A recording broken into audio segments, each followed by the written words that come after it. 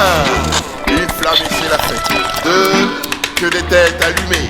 3. On s'enjaillait, c'est la quête, ce que t'as prévu annulé. Vive le triple filtre. Smoke weed every day.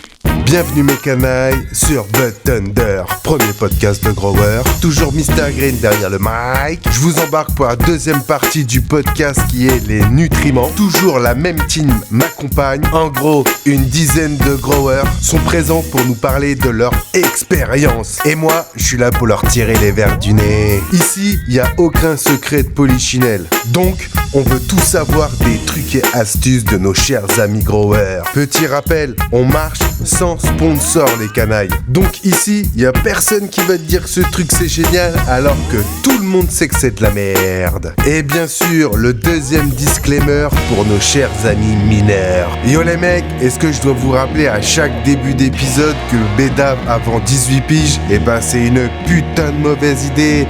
Donc parlons peu, on est à Barcelone et on se connecte sur le forum. Et bang, nous voilà connectés sur ce Discord, le Discord de Can I Kick It. Eh frérot, et si tu nous as toujours pas rejoint, pose-toi les bonnes questions. Est-ce que ce serait pas le moment de bouger son huc pour sa passion? Tu vas pas me faire croire qu'en 2023, on peut toujours pas allumer un gros bédo sans qu'on vienne nous casser les couilles ou qu'on vienne nous stéréotyper comme quoi on est des gros fonce-dés ou je sais pas quoi. Donc, rejoins la première communauté francophone de passionnés. Et ça, pour même pas 2 paquets de feuilles par mois. Allez mes canailles, direction le Patreon pour se taper 1 heure de podcast au lieu de 15 minutes sur YouTube. Parlons peu. On est de retour avec notre cher ami Indy pour cette deuxième partie de folie. Et du coup, toi, ta façon de cultiver comme ça, c'est un peu aussi laissé par l'expression de ta plante. Pour chercher des phénos, c'est assez facile parce que comme tu boostes pas tes plantes, quand t'as un phéno de merde, c'est un phéno de merde. Et quand t'as un bon phéno, t'as un bon phéno, quoi. Ah, totalement, comme j'ai dit, je suis en mode feignant, donc si je pouvais ne pas y aller pendant 2 mois sans ouvrir, je le ferais. Hein. Bah, pour moi, le mode feignant, il est égal. Pour moi, quand tu dis feignant, c'est pas vrai, tu vois. Tu sais, c'est comme Masanobu Fukuoka qui parlait de l'art du Mew, tu vois. C'était l'art il y a beaucoup d'observations, tu vois. T'as quand même des années d'expérience derrière où t'avais fait d'abord du minéral. Et après, tu te dis non, ça va pas, c'est pas bon. Tu mets quand même les choses en place. C'est comme un train, quoi. Toi, t'as mis des rails et aujourd'hui, le train, t'as pu à le regarder s'il reste bien sur les rails. Tu sais qu'il est sur les rails, quoi. Ah ouais, j'ai passé quelques années à regarder la plante pousser, c'est le cas de le dire. Genre, t'attends presque à côté, bon, tu t'allumes là. Ouais, je pense qu'on l'a tous fait à un moment ou à un autre. Ah bah ça, les premières années, on est tous tellement passionnés qu'on arrive avant l'éclairage, on est dedans, on aime regarder la lumière s'allumer, on aime tout ça, quoi. Ça, c'est sûr, c'est clair. C'est ça, tu repères la moindre... Attends, t'as une feuille un peu de travers, attends. Bon, enfin, ouais, donc forcément, moi, je suis arrivé à un moment où j'en ai eu un peu ras-le-bol de passer trop de temps dans la box. En plus que ma femme m'a un peu engueulé. Et du coup, j'ai cherché à aller au plus simple. Et le plus simple, c'était trouver un moyen d'arroser. Donc au départ, j'ai commencé Blue Mat minéral, mais ça me convenait pas parce que ça salope les réservoirs. Bref, compliqué. Ouais. Et du coup, je suis passé en organe. Quand tu dis que ça salope les réservoirs, du coup, c'est quoi? C'est que t'avais trop de manutention ou c'est juste que en fait Oui, c'est de la manute en plus. Tu te retrouves à devoir énormément nettoyer tout ton système Blue Mat puisque t'as des sels qui vont se déposer partout. Ouais. Donc le Blue Mat, c'est de la micro-tuyauterie, c'est quand même un peu chiant. Mm-hmm. Il y a le réservoir qui va aussi recevoir des sels à gogo sur les bords. Ouais, c'est pas ouf. Ouais. Puis c'est des sels, tu sais pas. Après, si tu nettoies pas, tu sais pas à quel moment ils vont se relâcher dedans, comment ça va partir. Mm-hmm. Ouais, c'est compliqué. Ah bah, je suis un peu narreux là-dessus. Non, mais c'est pas ça, mais c'est que t'as entièrement raison. Quand t'as des sels accumulés au moment de ton réservoir, à l'endroit de ton réservoir, et que tu veux faire un rinçage et que les sels se libèrent à ce moment-là parce que ton eau, elle est comme ça, telle température, machin bidule, et que ça se libère et que toi t'es dans un rinçage et que t'as des sels qui arrivent, bah c'est la merde, quoi, tu vois. Et après, tu te retrouves avec une weed qui, voilà, tu te dis, mais qu'est-ce qui se passe? Pourtant, j'ai rincé, je comprends pas, quoi. Alors, pour répondre à Serato, non, j'ai jamais rencontré, ça fait maintenant quand même presque 10 ans, jamais rencontré de bouchage de Blue Mat. Par contre, je les entretiens. Ok. Alors, Mais par contre, ce qu'il faut éviter, c'est réellement l'orga en bumat, l'orga liquide. Là, c'est mort. Tu vas te retrouver avec de la bouillie dans ton bac et ça va passer dans les bumats et là, c'est foutu. Ah ouais, c'est... Ok, ouais, parce qu'on revient dessus, le système Bumat, c'est un système d'arrosage automatique où tu peux faire de l'hydroponie aussi à l'intérieur, à la base. Ouais, mais donc c'est par gravité. Ok. D'où le fait d'éviter vraiment le moindre bouchon, puisqu'il n'y a pas de pression pour le pousser. Ok. Ah oui, c'est vrai. Non, mais je sais pas pour. À chaque fois, je confonds Bulmat et Wilma. Tu vois, les systèmes Wilma, tu vois. Tu sais, les systèmes hydro et tout ça. Enfin bref. À mesure qu'elle mûrit et est difficile à récolter, voilà tout. Avec quelques peines comprendrait, l'ortie serait utile, on la néglige, elle devient nuisible, alors on la tue. Que d'hommes ressemblent à l'ortie. Il ajouta après un silence, mes amis, retenez ceci, il n'y a ni mauvaise herbe, ni mauvais homme, il n'y a que de mauvais cultivateurs. La fameuse phrase de Victor Hugo. Bref, c'est moi qui fais des mélanges dans ma tête. Ok, donc toi, ouais, c'est vrai que c'est avec des bouteilles. Et la mélasse, du coup, tu l'incorpores à la main ou tu la mets dans le Bulmat ? Arrosage manuel, oui. Arrosage manuel. Ok, donc t'as quand même un petit passage, quoi. Ok. Et du coup, est-ce que t'as vu quelle a été la différence que t'as pu voir au moment où t'es passé de j'avais des engrais, je me suis beaucoup occupé de mes plantes, à j'ai relevé le pied et je m'en suis moins occupé, quoi. Quelle a été la différence ? Un petit plaisir personnel. En fait, quand t'es tout le temps dans tes plantes, bah, tu te rends pas compte qu'elles évoluent. Alors que quand tu vas pas les voir pendant une semaine, 10 jours, et que d'un coup t'arrives devant, c'est ah. Ah ouais. Donc ouais, il y a ça déjà, le petit côté personnel. Et puis ouais, non, franchement, je trouve que ça roule super bien sans ça. Elles se démerdent très bien sans moi. Une fois qu'elles ont leur minimum, elles font leur vie, quoi. Ouais, t'as pas vu de perte de qualité, perte de goût, perte de puissance, perte de rendement peut-être ? Rendement, oui, mais ça c'est dû à l'organique. Et puis encore une fois, on peut pas se tourner les pouces et tout avoir. Oui, non, c'est sûr. Mais après, le rendement, t'es passé du simple au double ou ça a été, Non, c'est une petite chute, un petit 10, 15, ouais, peut-être 20% sur certains trucs un peu réticents. Mais... Ouais. Non, c'est rien de. Ouais, donc. Rien de faramineux. C'est vrai, sur 1000 watts, tu perds 100 grammes, quoi. Ouais, et puis encore une fois, tu t'y retrouves de l'autre côté sur la qualité de résine, sur oui. Les terpènes.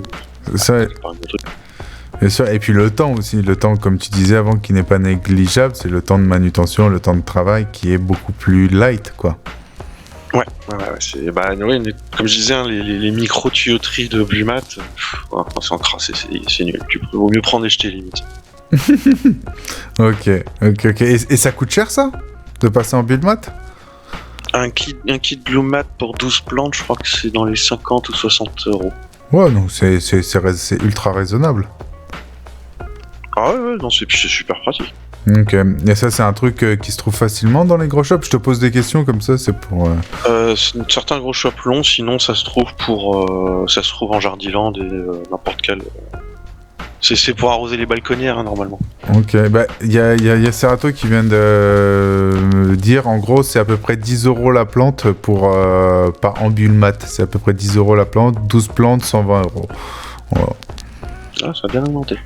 Ouais, bah tout a augmenté, hein. Tu sais, à mon avis, les Bulmat, c'est fait à Kiev, tu vois, c'est fait en Ukraine, tu vois, et du coup, tout a augmenté. Quelles sont les qualités d'un bon jardinier ? Eh bien, je crois enfin que c'est le calme, la patience, la sérénité. C'est ça. En tout cas, pour moi qui suis un nerveux, ça m'amène tout ça déjà. Ça me l'amène. Dans le jardin, je suis comme ça. Et si tout je retourne au studio, je suis immédiatement comme ça. Mais enfin, ça m'amène du calme. Ouais, là, j'en trouve encore à 60 €. Non, il a dit le système complet. Le système complet à 10 €. Ouais. Ok. Bon, c'est cool. On a appris un peu plus. Et t'auras un mot de fin pour les gens qui nous écoutent ? Le caca, c'est caca. Ok. Arthur, cuillère. Non, essayez l'organique, vous ne reviendrez pas en arrière. Ah, ça c'est un très très beau mot de fin. C'est nous ça a été vraiment un changement de vie, quelque chose d'assez foudroyant chez nous. Il y a une dizaine d'années, quand on a connu le monde de l'organique, on s'est dit mais waouh, c'est trop bien. Ok, bon bah écoute, je te laisse profiter de la suite du podcast et puis si t'as envie de participer, de nous mettre des petits trolls sur le chat et tout ça et tout, vamos. OP. Yes. Bon, ben on va enchaîner avec Chocho. Comment ça va le Chocho? Tranquille. Et vous? Ouais, t'inquiète, tu peux me tutoyer. Hein. J'ai dit que c'était ma blague, arrêtez de me tendre la perche. Bon, tu sais quoi, je te refais une deuxième blague de merde. Bon, t'es Chocho ou... T'es Chocho? Oh, Chocho comme la braise. Ok, bah vas-y, ça tue. Du coup, toi, on va glisser vers un monde un peu plus organique, du coup. Pas un peu plus organique, non, pas vraiment, parce que Indy, il nous disait que sa mot de fin, c'était tournez-vous vers l'organique, donc on était déjà dans l'organique. Mais toi, est-ce que tu peux nous parler un peu de ton setup, du coup, de nutriments? Ouais. Du coup, moi j'avais commencé j'avais acheté un kit pour tout le matos de culture et tente, lampe, tu vois, les pots, tout ça. Et il y avait la première fois que t'as gros. Comment? La première fois que t'as gros. Là tu. Ouais, ok. Non, c'était juste pour comprendre le contexte. Du coup, il y avait dans le kit, il y avait des engrais BioBiz, le gros et le Bloom. Ouais. Donc j'ai utilisé ça pour commencer. Ok. Et je connaissais même pas la différence orga minéral.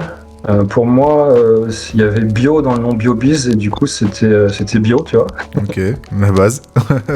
Ouais. Et c'est plus tard que j'ai appris que c'était même BioBiz, c'est pas que de l'orga en fait, c'est de l'orga minéral.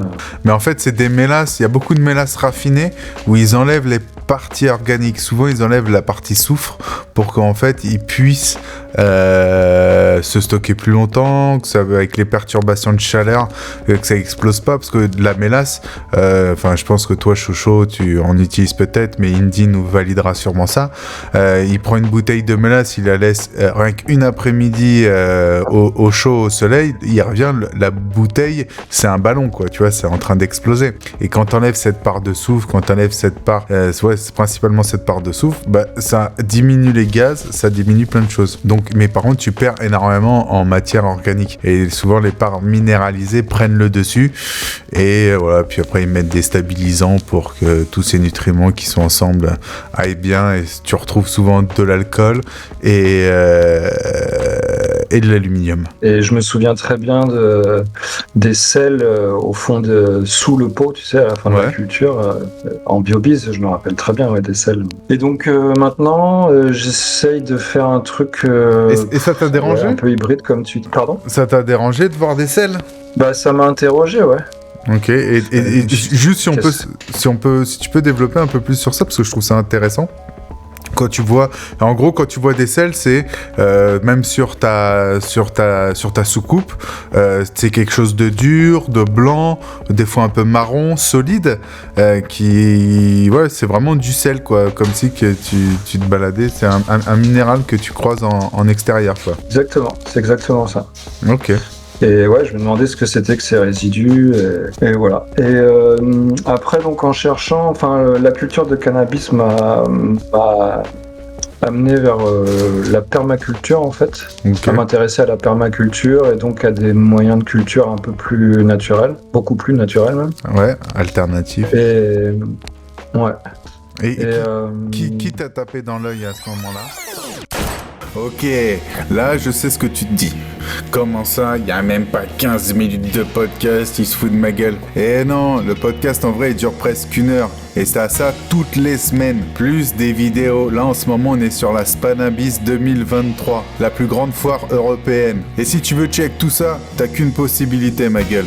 C'est d'être une canaille. Et en payant l'équivalent de 2 paquets de feuilles, tu as accès à tout notre contenu. Plus tout ce que je produis par semaine. Nanana. N'oubliez pas une chose mes canailles, c'est qu'avec la prohibition que l'on vit depuis plus de 50 ans, on a perdu tout notre savoir sur cette plante. À tel point que limite au Moyen-Âge, on la connaissait mieux mieux qu'aujourd'hui. Donc c'est à vous de vous informer et de transmettre la bonne parole. Je sais, ça fait un peu religieux, mais avec toutes les conneries qu'on entend depuis ces 50 dernières années, je pense que cette plante va falloir la remettre à sa place. Et pour ça, il va falloir discuter, échanger, communiquer et apprendre ce que c'est le cannabis. Et moi le premier, c'est pour ça que j'y travaille tous les jours.